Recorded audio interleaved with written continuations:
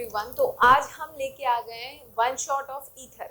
मतलब आज हम ईथर के बारे में समझने वाले हैं छोटे से छोटे और इजी शब्दों में। ठीक है, so let's start a video. Ether का फॉर्मूला क्या होता है सबसे पहले ये समझ लो। देखो ईथर को ना ROR से रिप्रेजेंट किया जाता है, जिसमें कि दोनों R किसको रिप्रेजेंट करते हैं, एल्काइल ग्रुप को। समझ आया? मतलब ये सेम भी हो सकते हैं और ये सेम डिफरेंट भी हो सकते हैं। जैसे अगर एग्जांपल देखो CH3OCH3, तो इसमें देखो दोनों एल्काइल ग्रुप क्या है, सेम है। फिर अगर इस एग्जांपल में देखोगे तो इस तरफ दूसरा एल्काइल ग्रुप है, मतलब 4 कार्बन के चेन का एल्काइल ग्रुप है, और इस तरफ सिर्फ 1 कार्बन के चेन का एल्काइल ग्रुप है ना।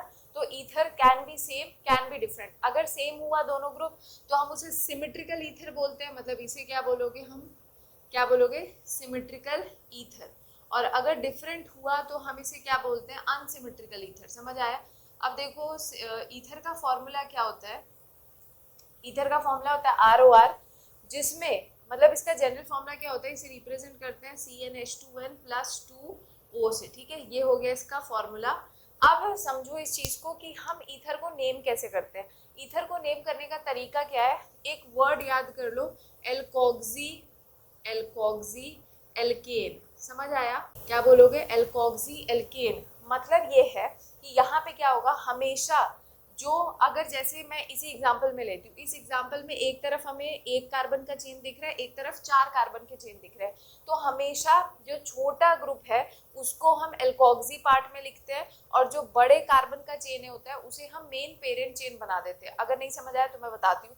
जैसे इसमें तुम क्या बोलोगे, ये 1 कार्बन का चेन है तो इसे बोलोगे मिथॉक्सी, और यहाँ पे जो ये 4 कार्बन का चेन है ये मेन एल्केन में आ जाएगा। मतलब मिथॉक्सी ब्यूटेन, इसका नाम क्या है, मिथॉक्सी ब्यूटेन। समझ आया? तो आई होप ये चीज क्लियर होगा। फिर आता है जैसे मान लो ये वाला एग्जांपल। ठीक है, इस वाले से पहले हम ये वाला कर लेते हैं। अब इन दोनों एग्जांपल में देखोगे दोनों ही कार्बन के चेन क्या है, ऑक्सीजन के दोनों साइड जो लगे सेम है। मतलब अगर सेम होगा तो नाम वैसे ही रिपीट होगा। तो इसका नाम क्या हो जाएगा, मिथॉक्सी मीथेन। क्या बोलोगे, मिथॉक्सी मीथेन।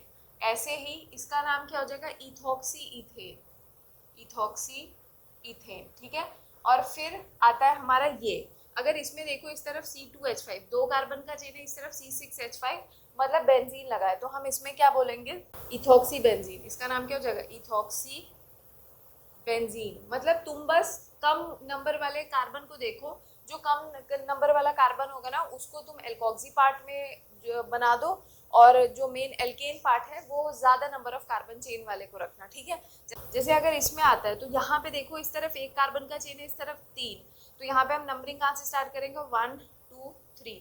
2 मिथॉक्सी प्रोपेन, इसका नाम क्या हो जाएगा, 2 मिथॉक्सी प्रोपेन। ठीक है, फिर आता है हमारा ये नीचे वाला एग्जाम्पल, इसमें भी सेम, यहाँ पे C6H5 है, यहाँ पे हमारा कितना कार्बन का चेन है, 1 2 3 4, तो यहाँ पे नंबरिंग करो 1 2 3 4। ठीक है, तो यहाँ पे अगर हम नंबरिंग कर रहे हैं तो अभी भी ये 4 कार्बन का चेन है ना, ये अभी भी छोटा है, तो इसमें तुम क्या, इसका नाम क्या करोगे, पहले इसको नेम करो 3 मिथाइल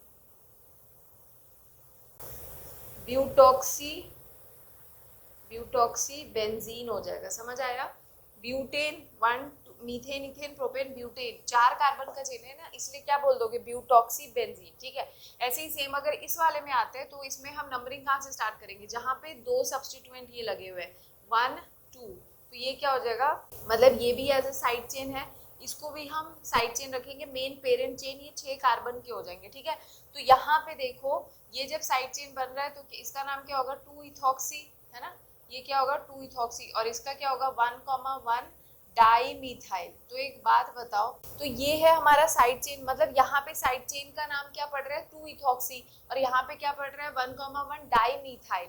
तो मैंने बता रखा था ये चीज, मैंने अपनी एक वीडियो बनाई है उसमें IUPAC की, उसमें मैंने बताया था कि कभी भी अगर यहाँ डाई ट्राई, इसके डी को हम इग्नोर कर देंगे, एक्चुअल में हम एम देखते हैं, तो मिथाइल पहले आता है कि इथाइल पहले आता है, इथॉक्सी पहले आता है, तो इथॉक्सी पहले आता है तो हम इसको पहले लिखेंगे, तो इसका नाम क्या हो जाएगा 2 इथॉक्सी, और ये कंटिन्यूएशन में लिखना है 1,1 डाई मिथाइल साइक्लोहेक्सेन। समझ आया? तो ये हो गया इसका नाम। आई होप क्लियर होगा। ईथर का जो बेसिक नेमिंग है IUPAC है वो मैंने बता दिया। अब हम चलेंगे प्रिपरेशन की तरफ, जिसमें हम सबसे पहला प्रिपरेशन मेथड पढ़ेंगे विलियमसन सिंथेसिस। समझ आया? तो देखो विलियमसन सिंथेसिस में क्या होता है। विलियमसन सिंथेसिस में मैं एक जनरल रिएक्शन बता रही हूँ, उसी पे ध्यान दो। एल्काइल हैलाइड लो और जब उसको सोडियम एल्कोक्साइड के साथ हम ट्रीट करते हैं, सोडियम एल्कोक्साइड, समझ आया? सोडियम एल्कोक्साइड क्या होता है? Na+O-R। ये क्या हो गया हमारा? Sodium alkoxide. जब हम इसको सोडियम एल्कोक्साइड के साथ ट्रीट करते हैं तो होता क्या है, यहाँ पे हमें पता है ये हैलोजन होगा, ये एल्काइल ग्रुप है। तो हैलोजन कैसे होते हैं? इलेक्ट्रोनेगेटिव होते हैं, तो अपनी तरफ इलेक्ट्रॉन खींचेंगे, ये पार्शियल नेगेटिव, ये पार्शियल पॉजिटिव, ठीक है। तो यहाँ से NaX को निकाल दो और इस बचे हुए हिस्सों को जोड़ दो, तो क्या हो जाएगा? ROR प्लस NaX, ठीक है। जैसे कि अगर समझना है तो मैं एग्जाम्पल के तौर पे एक बताती हूँ।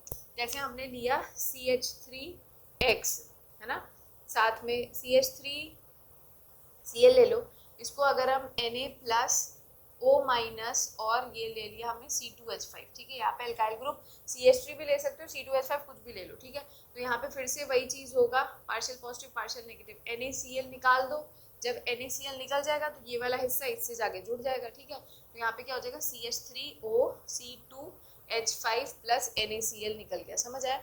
अब मैंने यहाँ पे ना एग्जाम्पल के तौर पे तुम्हें यहाँ पे दो अलग अलग ग्रुप्स क्यों लिए थे ये समझाने के लिए, ये पॉइंट बताने के लिए कि जो विलियमसन सिंथेसिस होता है ना, it is a best method to prepare unsymmetrical ether. मतलब अगर तुम्हें सिमेट्रिकल ईथर क्या होता है? जिसमें कि ऑक्सीजन के इस साइड वाला ग्रुप और इस साइड वाला ग्रुप दोनों कैसे होते हैं? सेम सेम होते हैं, ठीक है।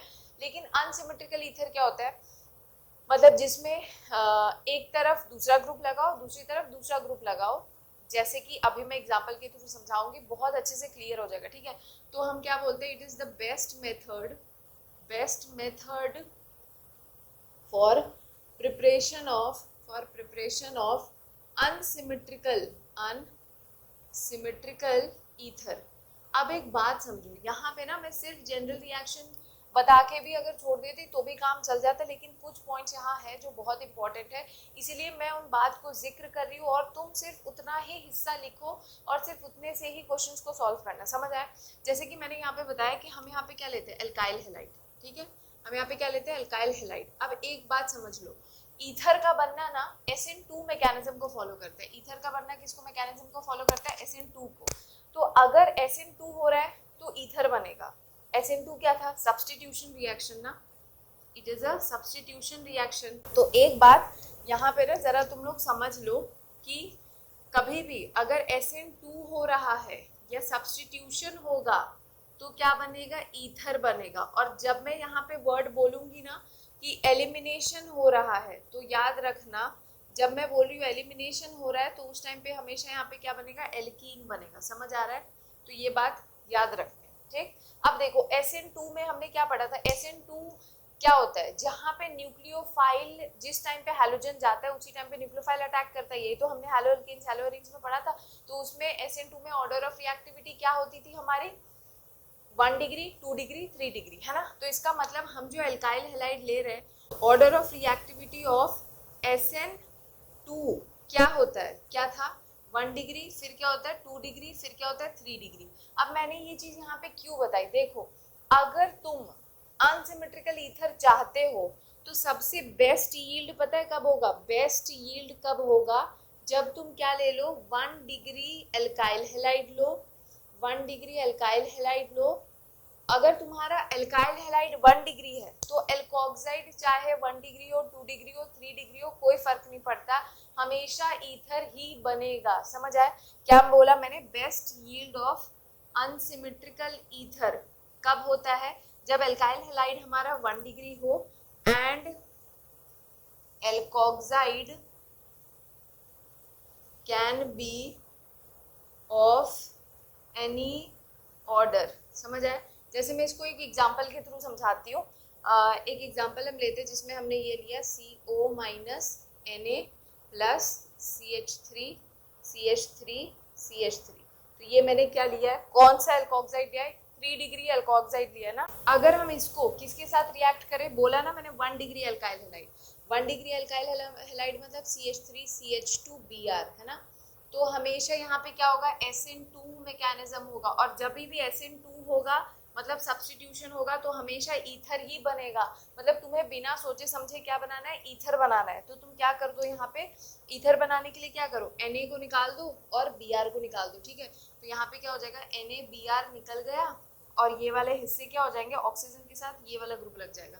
तो क्या बना, CH3 CH3 CH3 O क्या हो जाएगा, CH2 CH3। तो देखो अगर बहुत अच्छा अनसिमेट्रिकल ईथर चाहिए तो हमेशा क्या करो, हमेशा तुम्हारा चॉइस या प्रेफरेंस क्या होना चाहिए, alkyl halide should be 1 degree और एल्कोक्साइड किसी भी ऑर्डर का हो, कोई फर्क नहीं पड़ता। यहाँ पे तुम कोई एग्जांपल ऐसा भी लेके सॉल्व कर सकते थे। मतलब हमारा क्या है, एक एग्जांपल मैं बताती हूँ, जैसे CO माइनस Na प्लस, यहाँ पे क्या हो जाएगा CH3 और ये H। अगर मान लो ये वाला भी लेते हो और इसको 1 डिग्री एल्काइल हैलाइड के साथ रिएक्ट करते हो तो भी तुम्हें क्या मिलेगा, ईथर ही मिलेगा। Best unsymmetrical ether is yielded when alkyl halide is 1 degree and alkoxide can be of any order. समझ आया? तो यहाँ तक समझ आया। अब आगे मैं क्या बता रही हूँ समझो इस चीज को। मैंने क्या बताया कि अगर हमारा 1 डिग्री एल्काइल हैलाइड हुआ, अगर हमारे पास 1 डिग्री एल्काइल हैलाइड होता है और तो एल्कोक्साइड कोई भी हो कोई फर्क नहीं पड़ता, हमें ईथर ही बनाना है हमेशा, ठीक है। लेकिन अगर क्या हो जाए, जैसे मैंने एग्जांपल में दिया CBr CH3 CH3 CH3, ठीक है, प्लस क्या हो जाएगा Na plus O minus C2H5, ठीक है। तो इस क्वेश्चन में मैंने क्या किया बताओ, एल्कोक्साइड मैंने लिया, ठीक। और यहाँ अगर एल्काइल हैलाइड में देखोगे तो मैंने एल्काइल हैलाइड कौन सा ले लिया, 3 डिग्री एल्काइल हैलाइड, है ना। तो अभी मैंने बताया था एल्काइल हैलाइड अगर एल्काइल हैलाइड 1 डिग्री है तो वो हमेशा ईथर देता है। लेकिन अगर जैसे ही एल्काइल हैलाइड तुम्हारा 2 डिग्री या 3 डिग्री होता है तो ईथर के चांसेस कम होने लगते हैं रिएक्शन में बनना, और एल्कीन के चांसेस क्या होते हैं, बढ़ने लगते हैं। तो यहाँ पे क्योंकि ऑर्डर ऑफ रिएक्टिविटी हमने पढ़ा ना, SN2 की ऑर्डर ऑफ रिएक्टिविटी क्या होती है, 1 डिग्री, फिर क्या होती है 2 डिग्री, फिर क्या होती है 3 डिग्री। तो इसका मतलब जब तक तुम 1 डिग्री अल्काइल हैलाइड लेके चलोगे हमेशा ईथर बनेगा। लेकिन अगर 2 डिग्री और 3 डिग्री लोगे, मतलब तुम्हारा अल्काइल हैलाइड अगर 2 डिग्री 3 डिग्री हो जाए तो ईथर के बनने के चांसेस क्या होते हैं, कम हो जाते हैं और एल्कीन बनने लगता है। मतलब 3 डिग्री अल्काइल हैलाइड में तो ईथर बनेगा ही नहीं। यहाँ पे हमेशा क्या बनेगा, एल्कीन बनेगा। समझ आया? जिन बच्चों को बहुत अच्छे से नहीं पता वो इस बात को याद कर ले कि ईथर के साथ हमेशा क्या होता है, एल्कीन भी एज अ बाई प्रोडक्ट बनता रहता है। हम क्या बदल रहे हैं, क्या चीज ले रहे हैं, इस चीज पे हमारा मेजॉरिटी और माइनॉरिटी प्रोडक्ट बदलता है। जैसे यहाँ पे ये चीज मैंने अभी समझाई, ठीक है। तो यहाँ पे भी क्या होगा बताओ, अभी मैंने बताया ना 3 डिग्री एल्काइल हैलाइड, क्योंकि SN2 को फॉलो कर रहा है ईथर का बनना। 3 डिग्री अल्काइल हैलाइड क्या होता है, सबसे लीस्ट रिएक्टिव होगा। तो यहाँ पे क्या होगा, सब्स्टिट्यूशन ना होके क्या होने लगता है, एलिमिनेशन होगा। और जब एलिमिनेशन होगा तो बताया मैंने क्या बनेगा, एल्कीन बनेगा। तो यहाँ पे क्या करो Br निकलेगा और साथ में इस कार्बन से अटैच्ड कोई भी कार्बन अपना हाइड्रोजन लूज कर देगा, ठीक है। तो क्या बन जाएगा CH3 और यहाँ पे क्या होगा, डबल बॉन्ड CH2 प्लस ये क्या था, जो हाइड्रोजन यहाँ से निकला है वो इसके साथ जुड़ जाएगा, क्या C2H5OH बन जाएगा और प्लस NaBr निकल जाएगा। समझ आया? तो आई होप ये चीज क्लियर होगी। मतलब अगर 1 डिग्री अल्काइल हैलाइड लोगे एल्कोक्साइड, तब कोई भी लो हमेशा ईथर ही बनेगा। मतलब 1 डिग्री में ऑलवेज ईथर, ठीक है, ये लिख लेना। अगर 3 डिग्री लोगे तो ऑलवेज क्या बनेगा, यहाँ पे एल्कीन बनेगा। क्यों, मैंने समझा दिया, ठीक है। लेकिन अगर 2 डिग्री लेते हो तो दोनों प्रोडक्ट तुम बनाओगे, मतलब ईथर भी उसमें बना देना और एल्कीन भी बना देना। समझ आया? क्योंकि 2 डिग्री क्या है, बीच का पड़ता है ना, तो वहां पे सब्स्टिट्यूशन भी हो जाएगा। सब्स्टिट्यूशन होगा तो ईथर बना दो और एलिमिनेशन होगा तो क्या बना दो, एल्कीन बना दो। समझ आया? तो आई होप विलियमसन सिंथेसिस समझ आ गया होगा। अब हम पढ़ेंगे सेकेंड मेथड ऑफ प्रिपरेशन। अगर समझ आए तो इसे लिख लो। सेकेंड मेथड हमारा क्या है, एल्काइल हैलाइड ले लो 2CH3 CH2Cl plus dry silver oxide के साथ ड्राई सिल्वर ऑक्साइड Ag2O के साथ जब आप इसे हीट करोगे, ठीक है, 2 moles of alkyl halide when treated with dry silver oxide, तो हमेशा यहाँ पे क्या करो ना, 2 moles है एल्काइल फ्लोराइड के, तो यहाँ से 2 Cl 2 Ag के साथ AgCl के फॉर्म में निकल जाएंगे, बताओ 2 AgCl, ठीक है। तो यहाँ पे क्या होगा, इस ऑक्सीजन से दोनों ग्रुप को जोड़ दो, तो यहाँ क्या हो जाएगा CH3 CH2O CH2 CH3। तो ये एक दूसरा मेथड होता है। अब हम सेकेंड पढ़ेंगे किसका, फ्रॉम अल्कोहल, ठीक है। तो अल्कोहल में क्या है, सबसे पहले तो शॉर्ट में समझा दूं कि जब भी हम अल्कोहल को लेते हैं, ठीक है, अल्कोहल के 2 मोल्स को जब आप कंसेंट्रेटेड H2SO4 के साथ ट्रीट करोगे तो हमेशा यहाँ पे क्या होता है, वाटर का मॉलिक्यूल क्या होता है, एलिमिनेट होगा, मतलब यहाँ पे क्या होगा, रिमूवल ऑफ वाटर होगा, डिहाइड्रेट होता है अल्कोहल, और तब क्या बनता है, ईथर बनता है, मतलब क्या बन गया, ROR, ठीक है।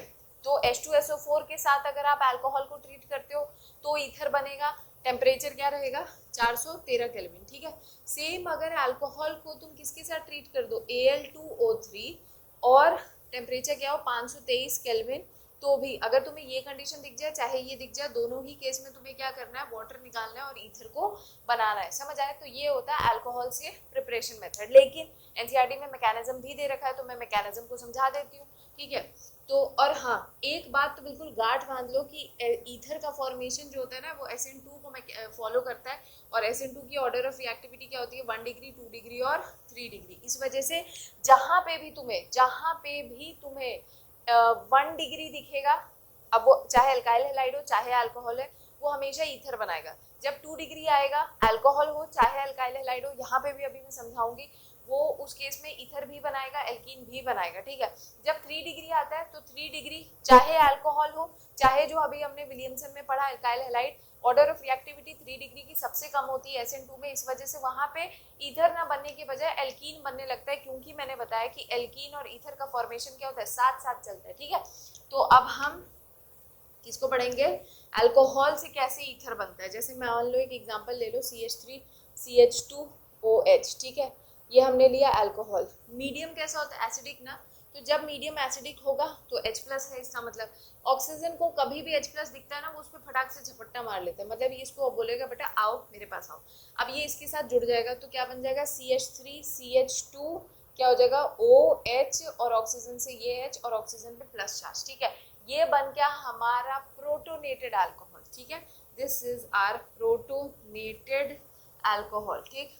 अब सेकेंड स्टेप क्या होता है, attack of unprotonated alcohol on protonated alcohol. मतलब क्या है, मैंने बताया था ना, यहाँ पे हम 2 मोल्स ऑफ अल्कोहल लेते हैं, जो भी क्वेश्चन दिया होगा 2 मोल्स देंगे, तो 2 मोल्स में से 1 मोल को तो मैंने H+ के साथ रिएक्ट करके प्रोटोनेटेड अल्कोहल बना दिया, एक जो दूसरा मोल बच गया इसी का, फिर से हम उसको लेंगे, क्या करो, CH3 CH2OH, खुद से यहाँ सेकेंड स्टेप के ऊपर लिख लेना, attack of unprotonated alcohol on protonated alcohol, ठीक है, ये चीज लिख लेना। अब ये लेंगे हम CH3 CH2OH H+, ठीक। तो यहाँ पे क्या होगा, मैंने बहुत बार ये चीज बताई है, oxygen with plus charge having 2 hydrogen atom attached, हमेशा यहाँ पे क्या होगा, ये बॉन्ड टूटेगा, H2O निकलेगा, तो H2O निकलेगा, तो इसका मतलब ये तो पॉजिटिव चार्ज आ गया इसके ऊपर, इसका मतलब इसके ऊपर पॉजिटिव चार्ज, तो ऑक्सीजन फिर से इसको बोलेगा आओ बेटा हमसे जुड़ जाओ, ठीक है। तो ये अब आपस में इनको जोड़ दो, क्या हो जाएगा, CH3 CH2O, ऑक्सीजन से अटैच्ड हाइड्रोजन ये वाला, और ये वाला पार्ट इससे लाके जोड़ दो, तो क्या हो जाएगा, CH2 CH3, ठीक। अब ऑक्सीजन पे आ गया प्लस चार्ज, तो अब होता है तीसरा स्टेप, ऑक्सीजन पे plus charge with 1 hydrogen atom attached, मैंने बताया था हमेशा वो हाइड्रोजन अपनी कुर्बानी दे के मीडियम में निकल जाएगा, और अब क्या बन गया, ईथर बन गया, CH3 CH2O CH2 CH3। तो देखो कितना इजी था, 2 मोल में से 1 मोल को लो, उसको H+ के साथ रिएक्ट करो तो प्रोटोनेटेड अल्कोहल मिलेगा। दूसरे स्टेप में क्या करना है, प्रोटोनेटेड अल्कोहल के ऊपर अनप्रोटोनेटेड अल्कोहल मॉलिक्यूल अटैक करेगा, जिसकी वजह से ये स्ट्रक्चर बना है, ऑक्सीजन पे plus charge, 1 hydrogen atom attach, वो हमेशा हाइड्रोजन अपना इलेक्ट्रॉन देके H+ की फॉर्म में निकल जाएगा और हमें ईथर मिल गया, समझ आया। तो ये था छोटा सा मैकेनिज्म, आई होप क्लियर होगा। अब जो चीज मैंने बताई थी, यहाँ पे क्वेश्चन में हमने कौन सा लिया है, मीथेन ईथेन, इथेनॉल ले रखा है, जो कि क्या है, 1 डिग्री अल्कोहल है, तो 1 डिग्री अल्कोहल अगर दिख रहा है कभी भी H2SO4 के साथ रिएक्ट कर रहा है तो always it will form ether, ठीक। लेकिन जब 2 डिग्री अल्कोहल आ जाए, जैसे कि अगर क्वेश्चन में तुम्हें दे दे ये, ठीक है, CHOH CH3, ठीक, ये बोल दे और बोल रहे हैं कि ये H2SO4 के साथ रिएक्ट कर रहा है एट कितना 413 केल्विन, बताओ क्या प्रोडक्ट बनेगा। एक क्वेश्चन ये है, ठीक है। तो और दूसरा क्वेश्चन क्या है हमारे पास, ये दे दिया COH, यहाँ हो गया CH3 सेम ऊपर वाला कंडीशन, ठीक है।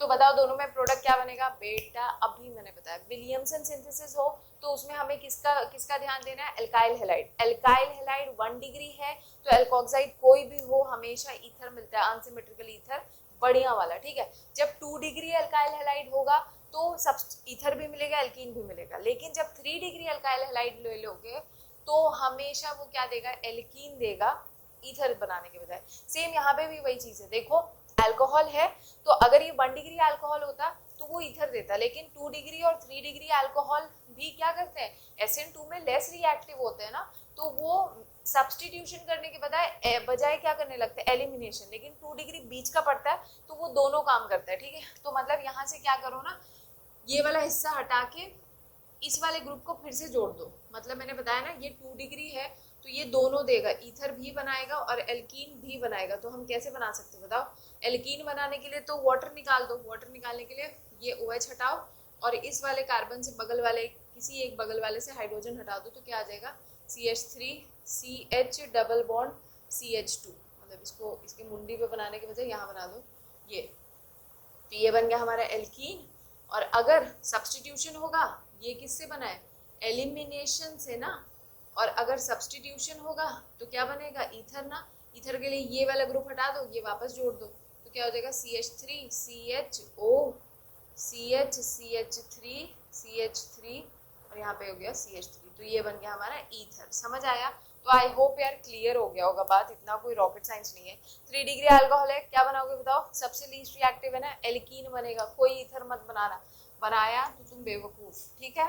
तो ये क्या बन जाएगा, एल्कीन ना, तो OH निकाल दो और इससे अटैच्ड बगल वाले कार्बन से किसी एक से हाइड्रोजन निकाल दो तो क्या बन जाएगा, CH3 और ये डबल बॉन्ड CH2, तो ये बन गया हमारा एल्कीन, ठीक है।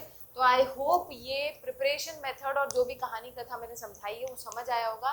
अब हम चलते हैं आगे की तरफ, जिसमें हम क्या पढ़ेंगे, केमिकल प्रॉपर्टीज ऑफ ईथर, ठीक है। ईथर बहुत जरूरी है और ये सब छोटे छोटे पॉइंट्स अक्सर बहुत लोग वन शॉट में नहीं बताते, लेकिन ये जरूरी है। अगर ये नहीं समझोगे तो क्वेश्चंस नहीं सॉल्व होंगे, तो फिर फायदा क्या पढ़ने का, है ना। अच्छा, अब हम केमिकल रिएक्शन स्टार्ट करेंगे जिसमें कि सबसे मेन इम्पॉर्टेंट केमिकल रिएक्शन है ईथर का, कि जब ईथर किसके साथ रिएक्ट करता है, ईथर ROR जब हैलोजन एसिड के साथ रिएक्ट करता है। देखो जब वो हैलोजन एसिड के साथ रिएक्ट करता है ना तो होता क्या है, यहाँ पे RO के साथ H जोड़ दो तो क्या बन जाएगा, अल्कोहल बन जाएगा, प्लस क्या होगा, ये R जो बचा है वो इस X के साथ अल्काइल हैलाइड के फॉर्म में निकलेगा, ठीक है। तो ये जनरल रिएक्शन लिखा है, जब ये पढ़ोगे ना तो NCERT बकायदा खोल के पढ़ना और जो जो पॉइंट मैं बता रही हूँ बस उसको सुनो और उसको लिख लो। देखो विलियमसन में मैंने बताया और अल्कोहल वाले पॉइंट में, विलियमसन में हम एल्काइल हैलाइड को सोडियम एल्कोक्साइड के साथ रिएक्ट करते हैं तो हम ये देखते हैं कि हमारा एल्काइल हैलाइड कौन सा है। अगर हमारा एल्काइल हैलाइड 1 डिग्री है तो हम हमेशा ईथर बनाते हैं, अगर वो 2 डिग्री होता है तो ईथर एल्कीन दोनों बनता है, अगर 3 डिग्री है तो हमेशा एल्कीन बनता है ना। वैसे ही अल्कोहल को हम देखते हैं, जब हमारा अल्कोहल कैसा होता है 1 डिग्री तो हमेशा ईथर बनेगा, जब अल्कोहल हमारा 2 डिग्री होगा तो ईथर एल्कीन दोनों बनेगा, जब 3 डिग्री होगा तो सिर्फ एल्कीन बनेगा। यही तो बेसिक पॉइंट था। अब इसको सुनो और जो जितना बताया जा रहा है सिर्फ उतना करो, देखना एनसीईआरटी का क्वेश्चन यूं चुटकियों में सॉल्व हो जाएगा, ठीक है। तो वो क्या है समझो, यहाँ पे क्या बता रखा है, अब एनसीईआरटी में लिखा है कि अगर एक्सेस में ये प्रेजेंट होता है, मतलब if halogen acid is present in excess, तो होता क्या है कि जब ये एक्सेस में प्रेजेंट होता है ना तो जो अल्कोहल बना है वो वापस इसके साथ रिएक्ट होता है, मतलब ROH again reacts with HX, है ना। तो अब क्या होगा, यहाँ पे वाटर निकल जाएगा, वाटर निकलेगा तो क्या बन जाएगा बताओ, RX जोड़ दो, RX बन गया प्लस वाटर बना, समझ आया। तो ये चीज है, अगर सिर्फ ROR को HX के साथ रिएक्ट करोगे तो अल्कोहल बनेगा और एल्काइल हैलाइड बनेगा, लेकिन कभी भी अगर एक्सेस में HX लिया है तो हमेशा एंड प्रोडक्ट क्या मिलता है, एल्काइल हैलाइड और वाटर। कैसे होता है समझा दिया। अब इसी का हम थोड़ा सा मैकेनिज्म समझेंगे क्योंकि ये एनसीईआरटी में दिया हुआ है, ठीक। मान लो मैंने एक एग्जांपल लिया CH3O CH2CH3, ठीक है, प्लस HI इसके साथ रिएक्ट किया तो क्या होगा, है ना। मतलब ये क्वेश्चन एग्जैक्ट ऐसा ही तो दे रखा है, ईथर लिया उसको HI के साथ रिएक्ट किया तो यहाँ पे बॉन्ड क्लीवेज होता है I माइनस और ये प्लस, ठीक। सेम यहाँ पे अब होता क्या है कि मीडियम में क्या है, H प्लस निकला तो H प्लस को सबसे पहले कौन पकड़ेगा, ऑक्सीजन, ठीक।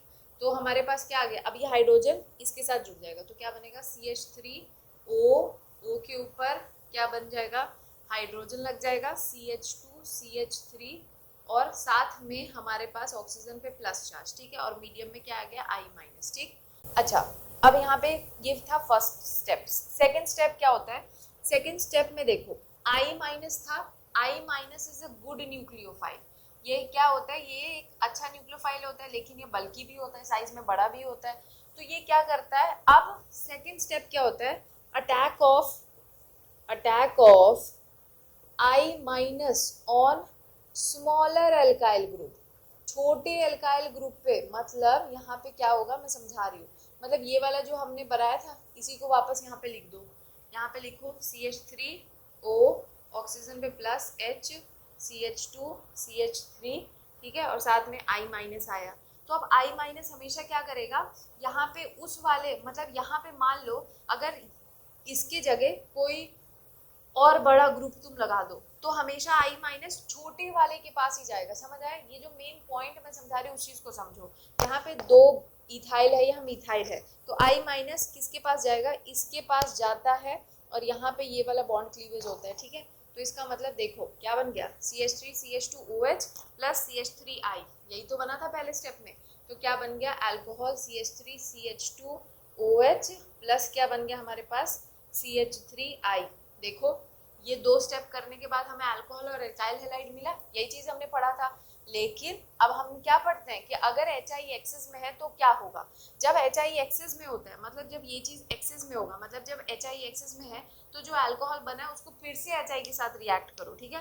तो तीसरे स्टेप में क्या होता है, जो हमारा अल्कोहल बना था CH3 CH2OH, इसको क्या करो फिर से किसके साथ रिएक्ट करो, HI के साथ। तो फिर वही चीज होगा, पार्शियल नेगेटिव पार्शियल पॉजिटिव, है ना। तो ऑक्सीजन फिर से इसके हाइड्रोजन को अपने पास ले आएगा तो क्या बन जाएगा, यहाँ पे बताओ, यहाँ पे देखो क्या बनेगा, ये हाइड्रोजन इससे जुड़ जाएगा तो CH3 CH2OH और ये H और ऑक्सीजन पे प्लस चार्ज और मीडियम में फिर से क्या आ गया, I माइनस, मीडियम में फिर से क्या आ गया, I माइनस। अब एक बात बताओ, ऑक्सीजन पे plus charge with 2 hydrogen atom attach, यहाँ पे वाटर के फॉर्म में निकलेगा। अब वाटर के फॉर्म में निकलेगा तो इस पे प्लस चार्ज आएगा। अब इसके प्लस चार्ज की डेफिशिएंसी को कौन दूर करेगा, मीडियम में I माइनस ही तो है, तो I माइनस अब फिर से इसके साथ जाके जुड़ जाता है। तो क्या बन जाएगा हमारे पास, CH3 CH2I प्लस वाटर। देखो बन गया ना, वही सेम चीज। तो ये मैकेनिज्म अगर नहीं समझ आया, मैंने बहुत इजी लैंग्वेज में समझाई है, वापस रिपीट मोड पे रिवर्स करके समझो इस चीज को, आराम से समझ आ जाएगा, ठीक है। अब देखो, अब यहाँ पे मेन पॉइंट आता है कि कभी भी ये वाला क्वेश्चन देना, मतलब अभी तक तो पीछे हम प्रिपरेशन ऑफ ईथर कर रहे थे, लेकिन अब कभी तुम्हें अगर ईथर दिखेगा और ईथर में तुम्हें उसे हैलोजन एल्काइल हैलाइड के साथ, मतलब हैलोजन एसिड के साथ रिएक्ट करके बोलेंगे प्रोडक्ट बनाओ, तो एक बात ना बिल्कुल गांठ बांध लो, अगर तुम्हें इन केस ऑफ अनसिमेट्रिकल ईथर, मतलब जब यहाँ पे क्वेश्चन में तुम्हें कोई ऐसा ईथर दे जहाँ पे यहाँ कोई और ग्रुप, यहाँ कोई और ग्रुप, जैसे मैं एग्जांपल में समझाती हूँ, ये वाला, ये क्या है हमारा ईथर ही तो है, ROR।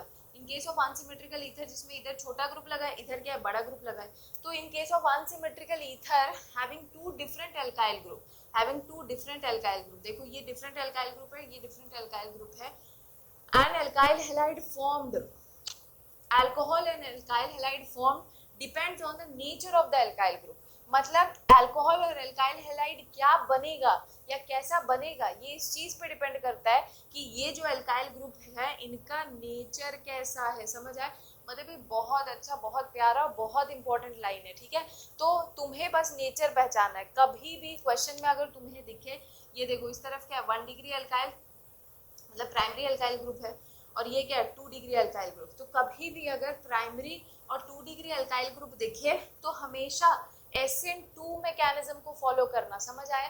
तो SN2 मैकेनिज्म के हिसाब से क्या होगा, यहाँ पे I माइनस क्रिएट होगा ना, तो I माइनस हमेशा SN2 में स्टेरिक हिंड्रेंस का फैक्टर होता है, तो I माइनस हमेशा इन दो एल्काइल ग्रुप में से उस एल्काइल ग्रुप के पास जाके जुड़ेगा जो छोटा होगा। इसका मतलब इस वाले दो एल्काइल ग्रुप में क्या हो जाएगा, I माइनस इसके साथ जुड़ेगा CH3 I के साथ जुड़ जाएगा, और साथ में जो H है वो इससे जाके जुड़ जाएगा इस वाले हिस्से में, तो क्या बन जाएगा CH3 CH CH3OH। समझ आए?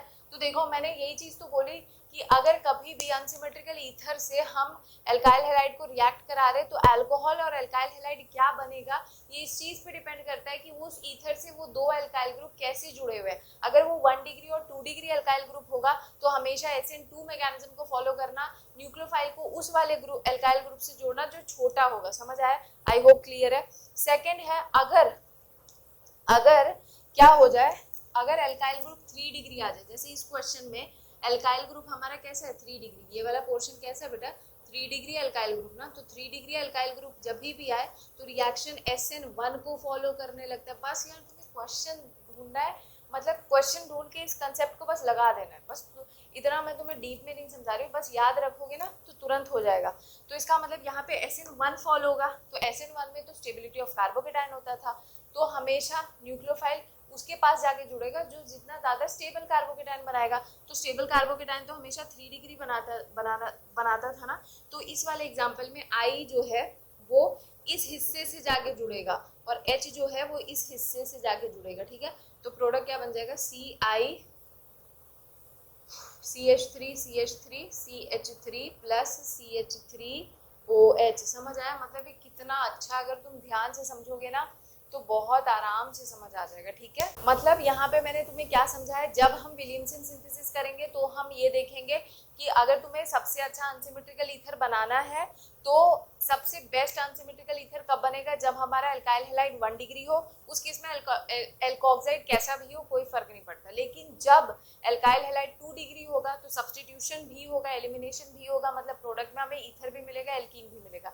लेकिन जब एल्काइल हैलाइड हमारा 3 डिग्री होता है तो उस केस में हमेशा हमें क्या मिलेगा, एल्कीन मिलेगा, ना कि ईथर मिलेगा, ठीक है। ये समझाया मैंने। फिर मैंने बोला जब हम अल्कोहल से प्रिपेयर करते हैं ईथर को तो हमें उस टाइम पे भी नेचर ऑफ अल्कोहल देखना होता है। अगर अल्कोहल 1 डिग्री है तो वो ईथर देगा, अगर अल्कोहल 2 डिग्री है तो वो ईथर एल्कीन दोनों देगा, अगर अल्कोहल 3 डिग्री है तो वो सिर्फ और सिर्फ एल्कीन देगा, ठीक है। So simple. सेम अब जब हम केमिकल रिएक्शन ईथर का पढ़ोगे तो कभी भी जो तुम्हें ईथर दे रखा होगा ना, तुम हमेशा उसके एल्काइल ग्रुप पे फोकस करो, इधर और इधर। अगर 1 डिग्री और 2 डिग्री एल्काइल ग्रुप होगा तो हमेशा SN2 को फॉलो करके प्रोडक्ट बना देना, दैट इज प्रोडक्ट बनाओगे तो I माइनस मतलब न्यूक्लियोफाइल वाला पार्ट हमेशा छोटे वाले ग्रुप के पास जाके जुड़ जाएगा, जैसे इस एग्जांपल में मैंने समझाया। और जब हमारा इन्हीं दो ग्रुप में एक ग्रुप अगर 3 डिग्री हो जाएगा तो हम SN1 को फॉलो करेंगे और उस टाइम पे न्यूक्लियोफाइल उस वाले ग्रुप के पास जाके जोड़ देंगे जो कि हमारा 3 डिग्री होगा। अब हम इस चीज को एनसीईआरटी के क्वेश्चन के थ्रू समझने वाले हैं। अब हमारा ये लास्ट हिस्सा आता है जिसमें हम क्या डिस्कस करेंगे, इलेक्ट्रोफिलिक सब्स्टिट्यूशन रिएक्शन, ठीक है। ये जो हमारा एरोमेटिक ईथर होता है ना, इसमें ये जो ग्रुप लगा हुआ है इसके पास क्या होता है, प्लस आर इफेक्ट होता है। प्लस आर इफेक्ट मतलब ये रिंग को एक्टिवेट करता है ऑर्थो एंड पैरा पोजिशन पे, ताकि इलेक्ट्रॉन डेंसिटी वहां पे बढ़े। जब इलेक्ट्रॉन डेंसिटी बढ़ेगी तो इलेक्ट्रोफाइल उस पर आके अटैक करेगा। तो इसका मतलब जब भी जैसे ये एनिसोल ले रखा है तो इसको जब हम हीट करते हैं ब्रोमीन के साथ इन एसिटिक एसिड, तो ब्रोमीन आके ऑर्थो एंड पैरा पोजीशन पे जुड़ जाएगा, जिसमें para will always be more stable because of more symmetry, ठीक है। फिर अगर CH3Cl के साथ हीट करते हैं, CH3COCl के साथ हीट करते हैं, तो यहाँ पे एल्काइल पार्ट का इंट्रोडक्शन होगा। जिस जगह पे वो जाके ये जुड़ेगा वहाँ का हाइड्रोजन और क्लोरीन HCl के फॉर्म में निकल जाएगा। देखो ये वाला ग्रुप यहाँ इंट्रोड्यूस हो गया, तो बिकॉज यहाँ पे एल्काइल ग्रुप जुड़ रहा है in the presence of anhydrous AlCl3, तो हम इसे फ्रिडल क्राफ्ट एल्काइलेशन कहते हैं।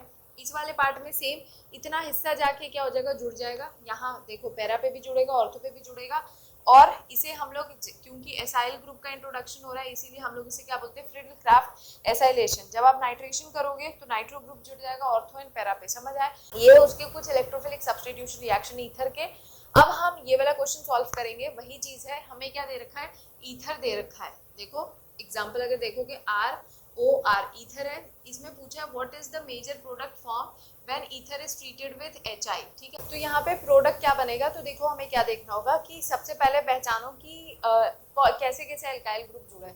तो अगर तुम ध्यान दो तो यहाँ पे ये कौन सा अल्काइल ग्रुप है, 1 डिग्री, ठीक है। सेम अगर इस तरफ भी हमारे पास क्या 1 डिग्री अल्काइल ग्रुप है, लेकिन वो वाला ग्रुप ज्यादा छोटा है, तो हमेशा क्या होगा I, जब भी 1 डिग्री अल्काइल ग्रुप या 2 डिग्री अल्काइल ग्रुप दिखेगा तो न्यूक्लियोफाइल या I-Cl- जो भी होगा वो उसके पास जाके जुड़ेगा जो स्मॉलर ग्रुप है, बिकॉज यहाँ पे SN2 फॉलो होगा, समझ आया। तो यहाँ पे SN2 के हिसाब से I जो है इस वाले हिस्से से जाके जुड़ जाएगा, तो क्या बन जाएगा CH3 CH2 I प्लस इतने हिस्से के साथ ये H जुड़ जाएगा, तो क्या बन गया CH3 CH2 CH CH3 CH2OH, ठीक है।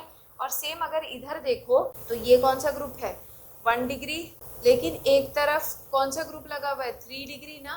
तो मैंने बताया था ना, जब भी 3 डिग्री दिखे तो हम किसको फॉलो करेंगे, SN1 को, और I कहाँ आके जुड़ेगा, इस वाले हिस्से के साथ, तो इधर वाला हिस्सा के साथ H जुड़ जाएगा, CH3 CH2 CH2OH प्लस क्या हो जाएगा, C के साथ I जुड़ गया, CH3 CH2 CH3 और यहाँ पे CH3, समझ आया। तो इतना इजी था, बस तुम्हें अल्काइल ग्रुप है जो पहचानना है, ठीक है। तो आई होप ईथर जो मैंने समझाया, जो मैंने पढ़ाया, वो तुम लोगों को समझ आया होगा। अगर अच्छा लगे तो अपने फ्रेंड्स के साथ शेयर करो, अगर कोई डाउट है तो कमेंट सेक्शन में पूछो। तब तक अपना ध्यान रखो and all the best for your exams. Thank you and bye.